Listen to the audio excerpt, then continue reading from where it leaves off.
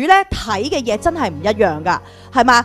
你會發現好多嘅神蹟，但係每一個嘅神蹟咧，神睇嘅咧唔係你嘅問題，唔係困難啊，亦都唔係睇嗰啲不順啊。神睇嘅只係睇到乜嘢啊？就係睇到我哋一個真真實實嘅人嗰種嘅需要啊，係嘛？咁但係人唔係噶嘛，人就係睇嗰啲唔好嘅嘢噶啊，判斷啦、批評啦啊，你係咪喺呢個範圍裏邊做得啱定錯啦，係嘛？所以咧，甚至乎咧，人嘅眼光係點啊？係用好多敵視嘅眼光咧去睇神或者睇人添啊。咁今日究竟我哋係用邊一種目光係去睇我哋嘅主耶穌呢？今日我都會希望喺呢一篇嘅信息裏邊，你再反思一下，究竟我哋點樣睇神，點樣睇自己，點樣睇人呢？而我哋都有冇一個嘅正確嘅眼光，好似耶穌一樣去睇我哋身邊嘅人，睇呢個世界呢？所以咧喺約翰福音裏邊呢，我好被吸引呢，只係幾個字嘅，就係耶穌看見了。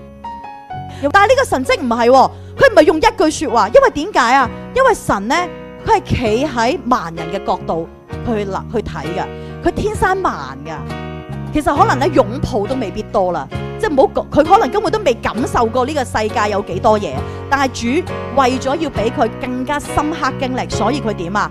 佢就真係做咗就係甩個口水啦，捽啲泥啦，跟住捽落佢眼睛啦，跟住仲有未完噶喎，佢仲要叫佢咩？去西羅亞池子嗰度去洗啊，得唔得？咁你就可以睇到咧，成個神蹟其實咧係好重點，係話緊俾嗰個盲人知道，你不特止係經歷緊聽到，而且係因為你信，你面前幫你掠口水捉泥嗰個，跟住就點啊？行去西羅亞池，你見唔見到佢係信而且順服，跟住最後點啊？就開眼啦。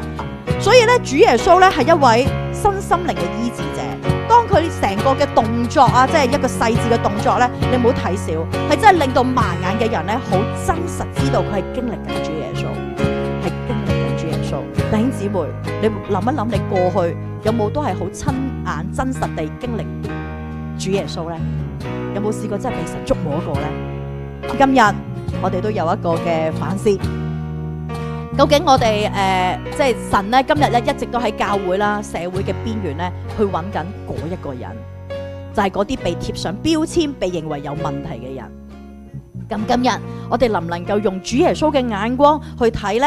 而唔再用一啲宗教嘅標準或者一啲嘅法則去論斷佢呢？